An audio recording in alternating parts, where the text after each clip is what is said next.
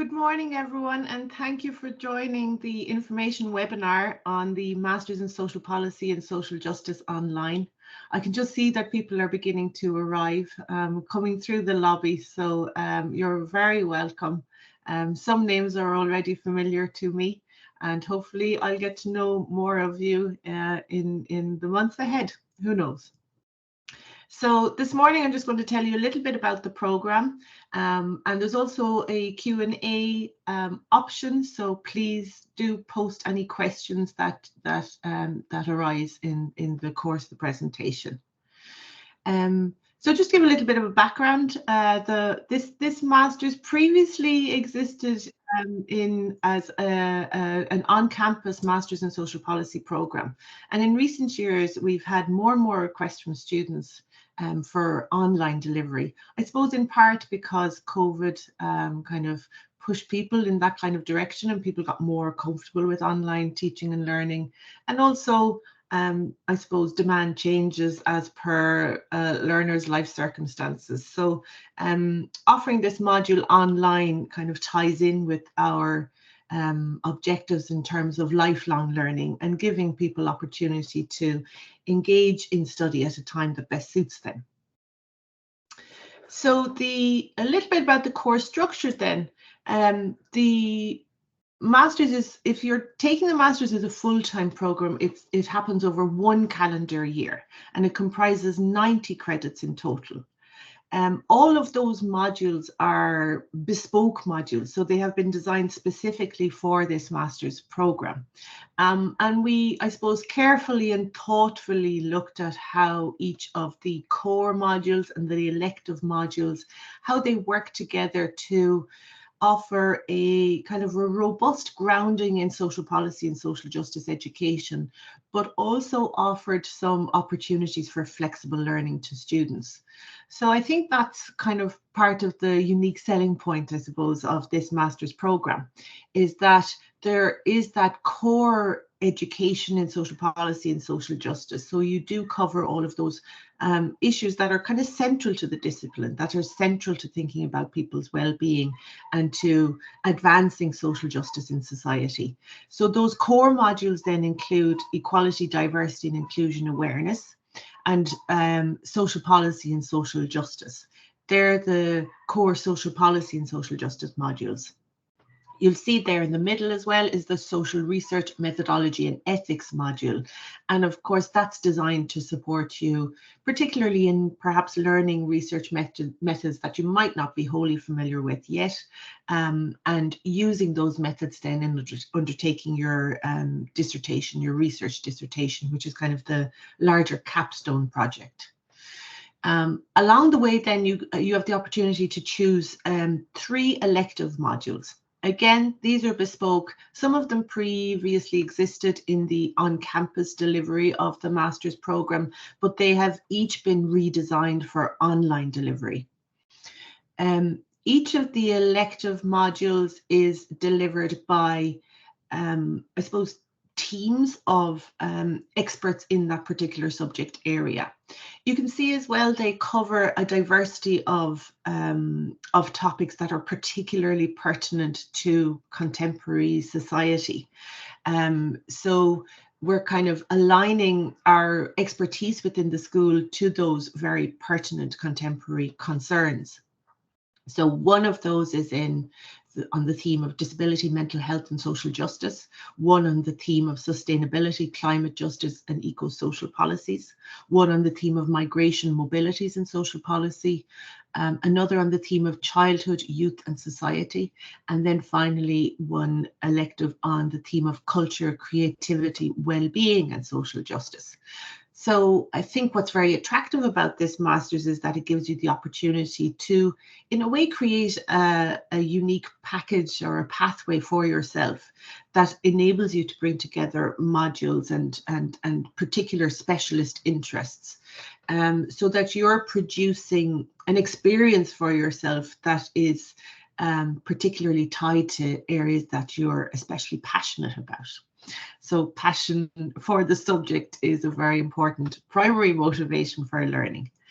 And then finally, the dissertation offers you the opportunity to practice and exercise your skills in undertaking robust research in the area of social policy and social justice. So the social research methods module, through that you already have kind of practice ways of engaging in ethical, meaningful and impactful research.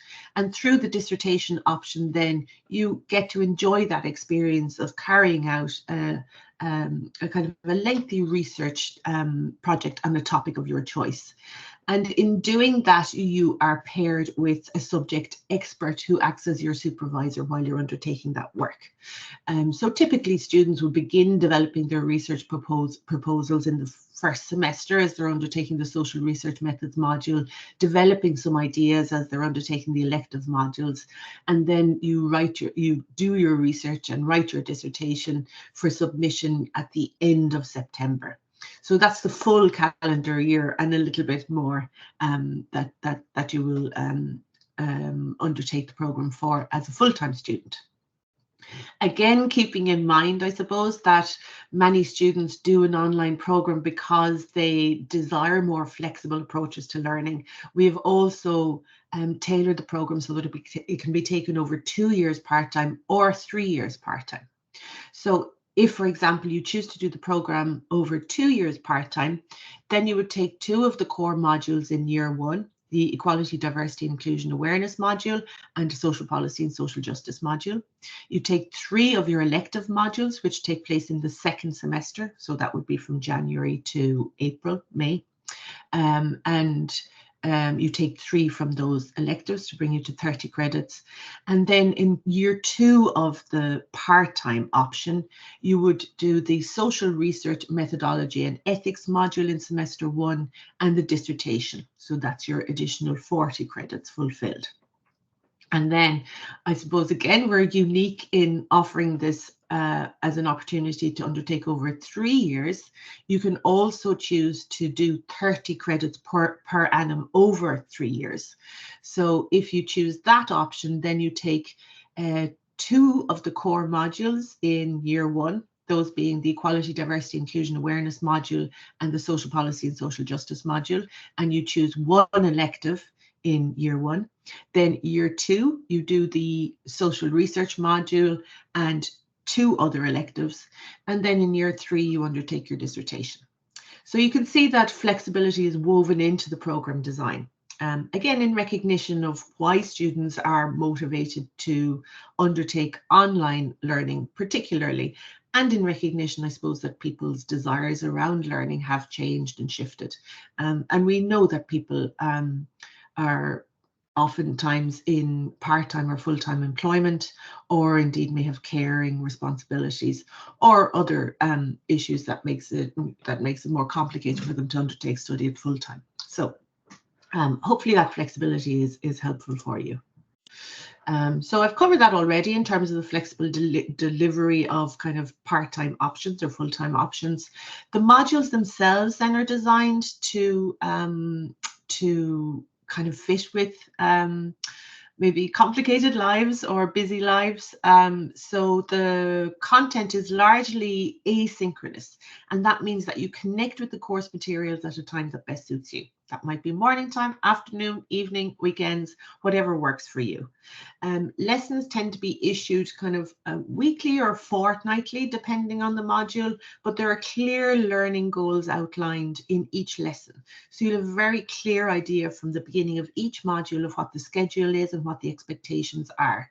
And then you can kind of map your own learning against those particular goals and objectives so that you're working progressively through the material and meeting different milestones along the way. You know, we're mindful, I suppose, that it's important that you develop a sense of community as well in the program. So we achieve that in various ways, partly through discussion boards, which give you an opportunity to speak with each other and to discuss issues that are the particular concern of different lessons. We also will factor in some online meetings where possible. But of course, we are mindful that people are connecting at different times of the day, potentially from different time zones. So we're very sensitive to that. Continuous assessment, again, is valuable because it allows you to work at a pace at a time that best suits you. And as I said, you'll have a very clear indication of when the continuous assessment deadlines are. Each of the modules is assessed using a portfolio. And what that means is that we have different kinds of assessment included as kind of evidence of your learning along the way. So sometimes it might be examples of discussion board posts that you maybe have edited afterwards or reviewed. It may be an online presentation that you did, pre-recorded perhaps. You may be writing kind of short reflection exercises, or a review of an article, or a short kind of policy analysis, or an annotated bibliography, the language of which will make sense when you're further into your studies. And all of these, I suppose, are designed to gradually and progressively develop your skills in social policy analysis. So once you complete the program, you are confident and purposeful and determined and courageous in undertaking that social policy analysis, all of which skills we very much value in our graduates and hope to shape and inform. We understand that study at this level is challenging. It certainly is. And on that basis, I suppose it's important to note that we have a very strong history of having, of providing high levels of support to our students. So you will always have the opportunity to speak with me as the director of the program. My virtual door is always open, so to speak, and I will always try to get back to you promptly. And apart from that, then, of course, you will be working closely with your expert supervisor. So that person is there as a particular academic support to you as you progress too. And I think you'll find that all of our lecturers and the module coordinators are approachable and generous with their time. In terms of skills and careers, I've mentioned, I suppose, how you progressively will develop those skills for yourself, for your lives, and for the workplace as you progress through the program. Some of the things that we particularly value as skills in our graduates are, you know, this a critical understanding of social policy and social justice issues, including advanced knowledge in special interest topics, so particularly those elective modules that you undertake, and then specialist knowledge that you develop in undertaking your dissertation as well.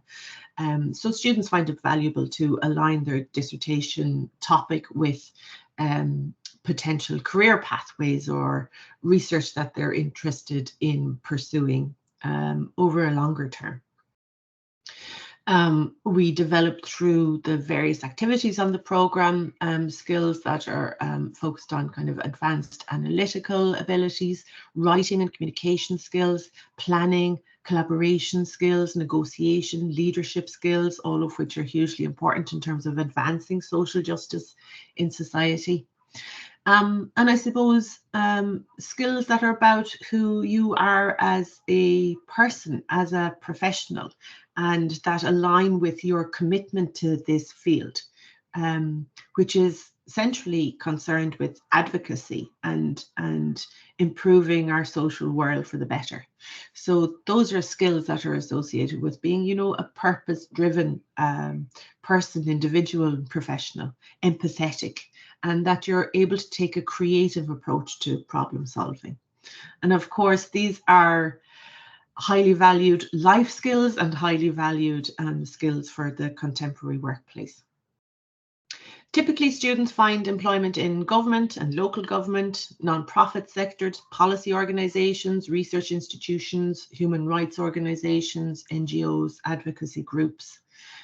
You only have to look around and read around and you'll see that social justice and that kind of vocabulary of social justice is very high on the agenda, in part prompted by kind of recent movements like Black Lives Matter and Me Too, for example, all of which are kind of focusing our attention on those social justice issues.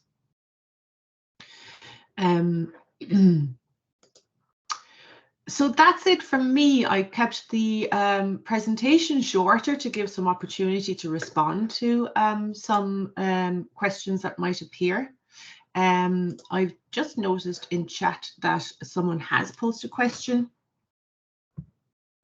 So the question is, why is the master's program social policy and social justice? In my opinion, justice should be considered in a social policy. Well, absolutely, I fully agree with that.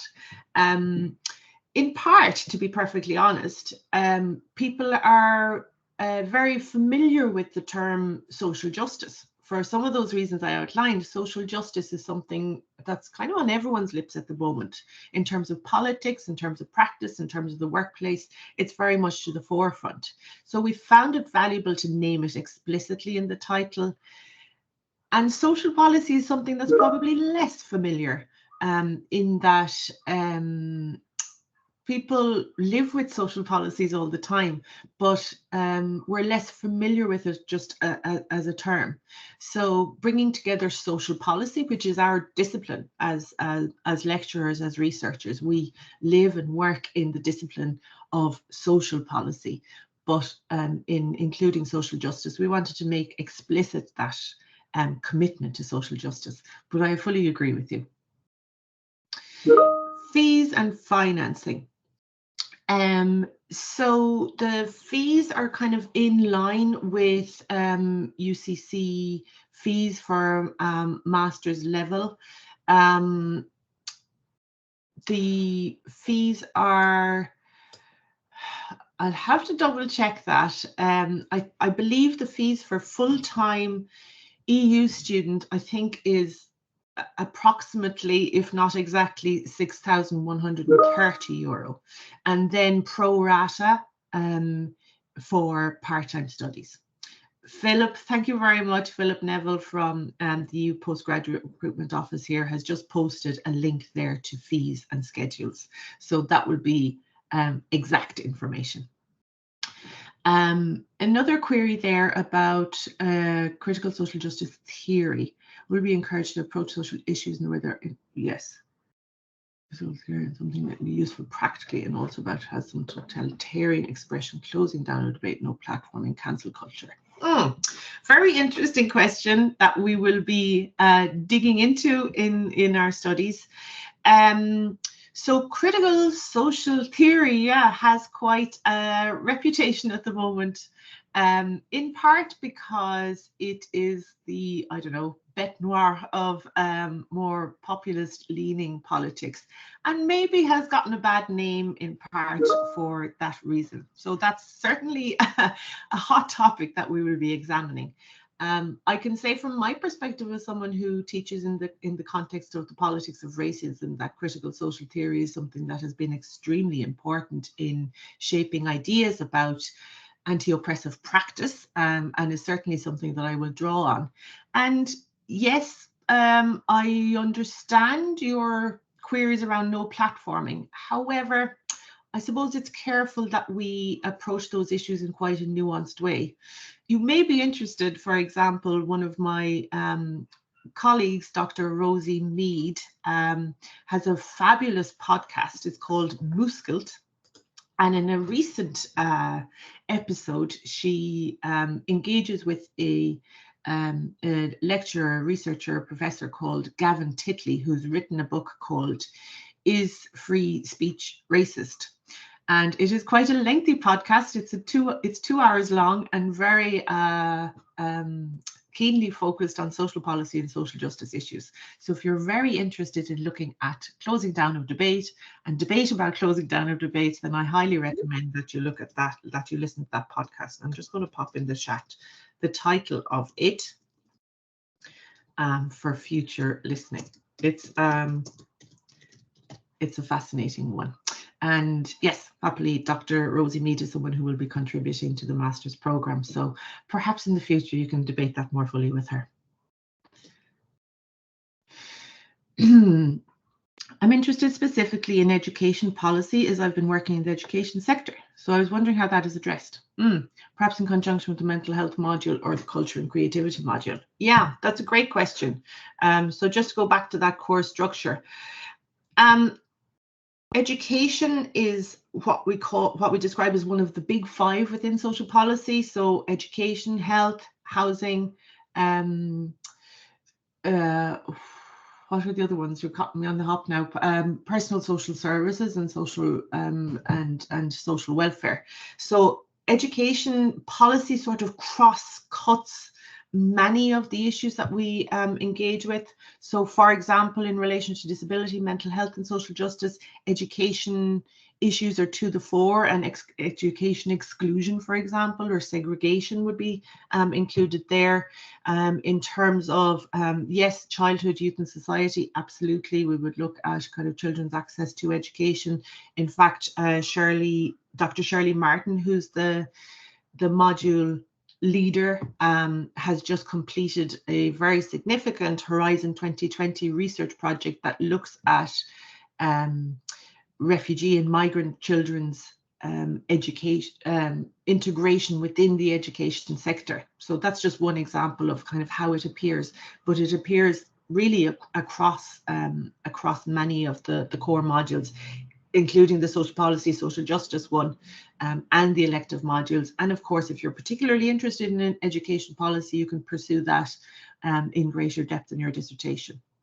So absolutely, it's interwoven throughout all of the modules. If you opt to study over 3 years but stop after 2, are you still awarded based off 2 years? Another excellent question. Thank you for raising that. So again, we've structured the program so that you do get recognition for what you've completed. So if, for example, you complete 30 credits and decide at that point you want to exit, or for some reason, life circumstances, you can't complete, after 30 credits, you can exit with a postgraduate certificate in social policy. Then, if you complete 60 credits, you can exit at that point with a postgraduate diploma in social policy. So it's great that you have that recognition for those credits that you have already completed, and you carry those with you. And if at some point in the future you want to re-enter the master's program, you will have already accumulated those credits and you won't be required to repeat them. You can enter in to complete the final 30 credits, which in that case would be the dissertation.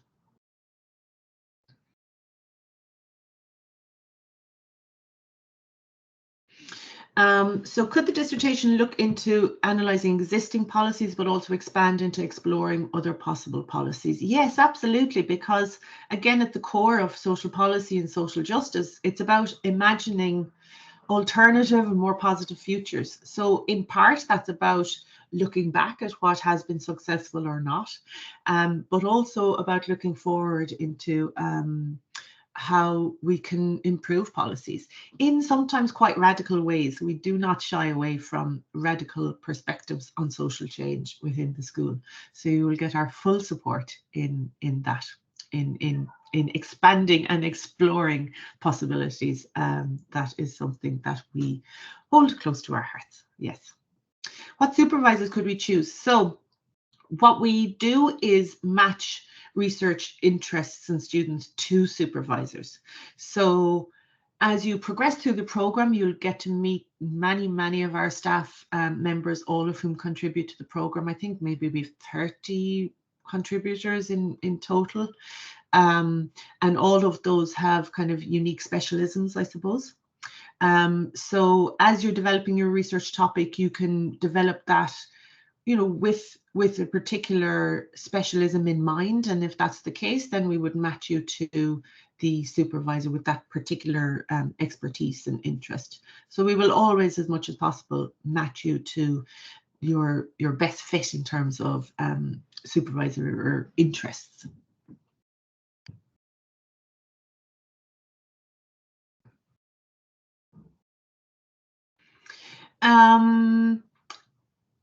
I'm saying yes, slightly hesitantly in terms of if depending on availability, but for the large part, yeah. Anyone in the department potentially would be open to you as a supervisor. So if you have someone particularly in mind, yes, absolutely, we can discuss that. and if that person is available, as in if they're just not on leave at that particular time, then yes, I'm sure they would take on the students. So all of us within the school are very committed to supervising students at all levels, including master's level. We all supervise students at undergraduate level, master's level, and doctoral level, and enjoy doing so. So yes, absolutely, everyone within the school is committed to supervising at master's level. And this is a whole school initiative. It's important to note. So everyone is involved. Yeah, yes, as a matter of principle, absolutely.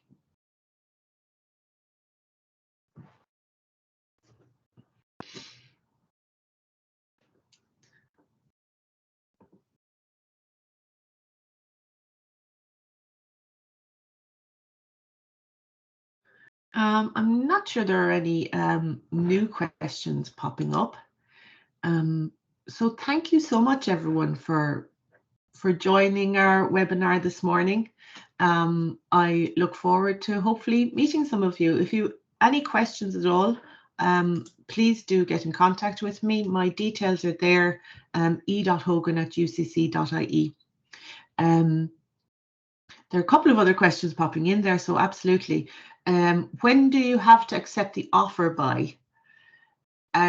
That is something I think you need to check with the admissions office. So I process the offers and make offers. And how it works is that offers are made as applications come in. So several offers have already been made and accepted. And I suppose that's something to be mindful of, because we do have a cap of 20 places. So I think you need to check with admissions. If I know there is an expiry date on the offer, but I'm not sure how long that is. It may be if your offer expires that you can't accept it for whatever reason, or aren't ready to accept it and then regret that, you can reapply. And of course, if you've already been offered a place, you can anticipate again being offered a place. However, the availability of places is important then. So you may at that point be placed on a waiting list. So sorry if that answer is a little bit vague. I'm not exactly sure how long the offer lasts before it expires, but admissions can certainly advise you of that. Or Philip might be able to check that for you. Oh, there we go. Thank you so much again, Philip. You can check your offer email and that will list the acceptance deadline. Okay, so if your offer does expire, then you can reapply, but just be mindful that we do have limited places on the program. And that's a capacity issue. That's to ensure that we do have enough supervisors to fully support you. If you physically come to Cork, can we access the library? Yes, absolutely. So as you're recognised as a full-time student and you have full access, like any student, to all of the university's resources. So you can access the library, the gym, and then we have wonderful academic resources. The UCC Skills Centre particularly is an excellent support to students academically. And then there are, of course, all sorts of student societies in which you can get involved, from trampolining to hiking to feminist studies to film studies. So yeah, many interests on a temporary visit. Once you're issued with your student card, you have access to full facilities.